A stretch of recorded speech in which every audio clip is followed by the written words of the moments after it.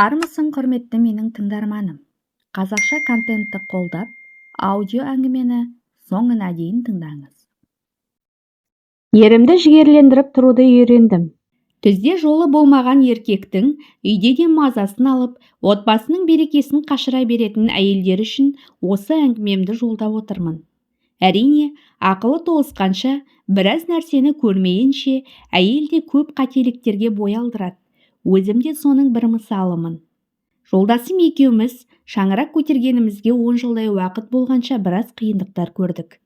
Ең қиыны менің бала тәрбиесімен үйде отырғаным мен күйеуімнің мардымсыз жалақысы болды.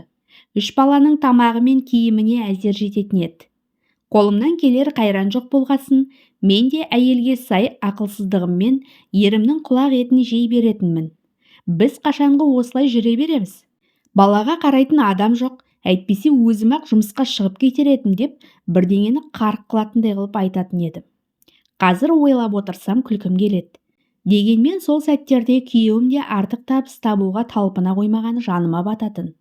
Бірде ол жұмысынан қатты ренжіп келді. Қанша еңбек етсем де көзге көрінбеймін. Көкесі мен жәкесі барлар, өңкей бір жылпостар менен артық жалақы алады. Жұмыс ауыстырмасам болмайды дегеніне ішім жылып қоя салды. Есік терезе жасау, жиһаз құрастыру қолынан келеді, өз ісіңді ашпайсың ба одан да деген сөзімді ол да қолдады. Бірақ сол сөз қолдаған жерде қалды. Басшылыққа деген реніші ертеңіне ақ ұмытылып, сол баяғы қалпымен тағы да 6 ай жүрді. Сол табыс, сол жүріс. Бұл менің жанымды жегідей жеді. Әйел емеспін бе? Үйде отырып оның өз кәсібін ашса, қанша табыс табатынын, оны қалай жұмсайтынымызды ойлап армандаймын. Ойша үлкен үй салып, оның ішін керек жараққа да толтырып қойдым. Бірақ күйеуім асыққан жоқ. Өз кәсібін ашқысы келетінді ұмытып кеткен сияқты. Жетіспеушілік ең алдымен әйелдің жүйкесін жұқартады. Алдымен жайлап, өткендегі жұмыс не болды деп сұрақтармен емеурін таныта бастадым. Күйеуімнен мардымды жауап болған жоқ. Тамаққа тойған соң теледидар алдында жайланып жата береді. Келесі кезекте ашасың ба ашпайсың ба деп тікелей сұрадым. Еркектің тірлігіне араласпаш деп теріс айналды. Осыдан кейін қай әйел тыныш отырсын? Жүйкемнің жұқарғанын, мұндай өмірдің жалықтырғанын айтып шағымдандым. Жыладым да. Ол орнынан тұрды да үйден шығып кетті. Содан соң оған күнде осы бір жаңа кәсіп ашу дегенді жаңылтпасша қайталап айта беру әдетке айналды. Соның әсерінен үйде ұрыс керіс пен дау жанжал көбейді. Ұрысамыз, қайда татуласамыз, қайда барамыз? Бірақ керсе берсең де араңа салқындық түсіп суи бастайды екенсің.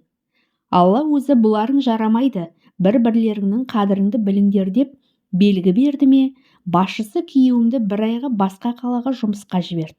Еркектің үйде орны ойсырап білінеді екен. Ойыма небір жамандықта келді.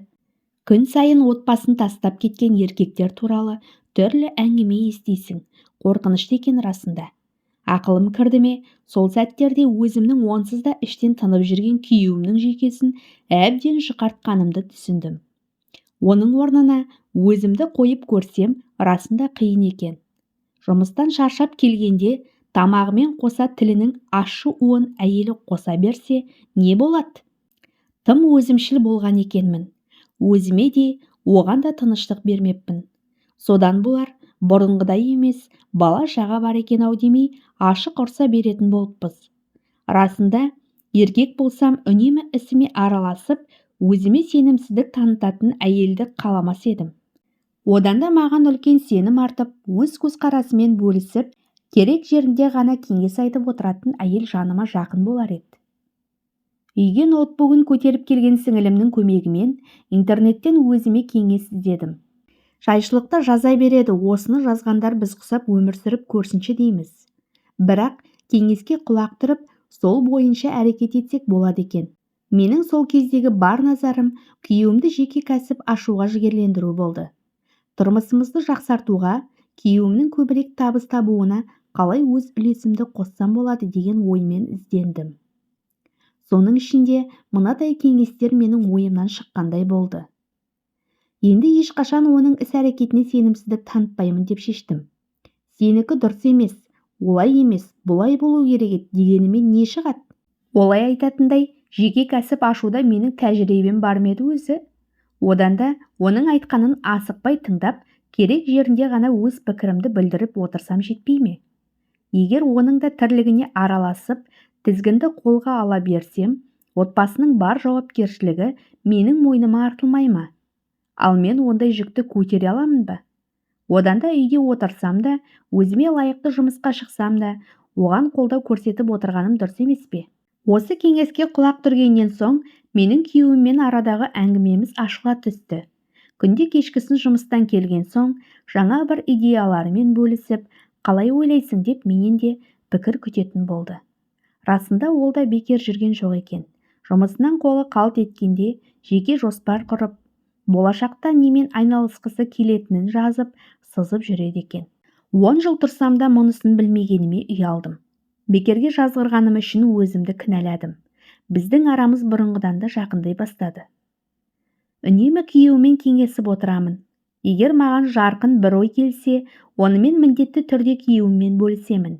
Әрине, қайдағы бір құрбы келіншектің 5000 теңгеге жасатқан маникюр туралы емес, отбасымыз үшін маңызды жағдайлар турасында.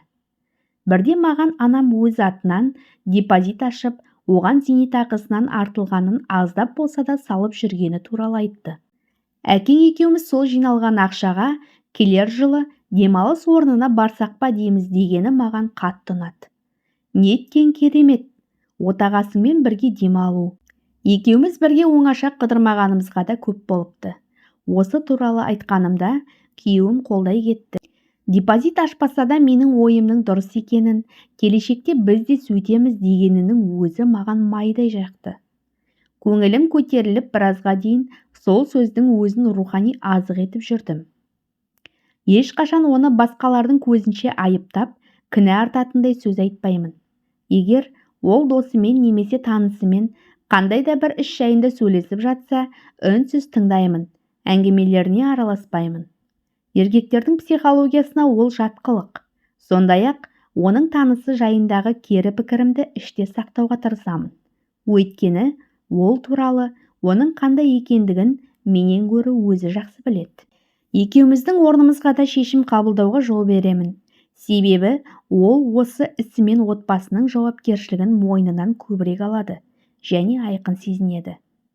Барлық кезде емес әрине. Кейде оның орнына мен шешім қабылдайтын сәттерде кездесіп жатады. Сондықтан арамызда сен неге өйттің деген кереғар пікірлер туындамайды. Мұның барлығын дұрыс емес дейтіндер әлі тәжірибе жасап көрмегендер десем де болады. Міне осындай қарапайым ғана 2 қағиданың әсерінен күйеуім көп созбай расында есік терезе мен баспалдақтар жасайтын кәсібін ашты. Басында қиындықтар болды әрине. Дегенмен біз ісіміздің оңды болатынына сендік. Дәлірек айтсам, күйеуім сенді. Мен де өз кезегімде оған қолдау көрсетіп, қайсарлығы мен жігерін жанып отырдым. Бекер істедің, бұлай етуің керек еді. Ақша бекерге кетті демей, керісінше, шыда, алған бетіңнен қайтпа. Әлі-ақ бәрі болады деп көңіліне сенім ұялатып отырдым. Біз әйелдер еркектің жолында сенімсіздігіміз бен шыдамсыздығымыздың арқасында көп кедергі болады екенбіз. Мен соны түсіндім.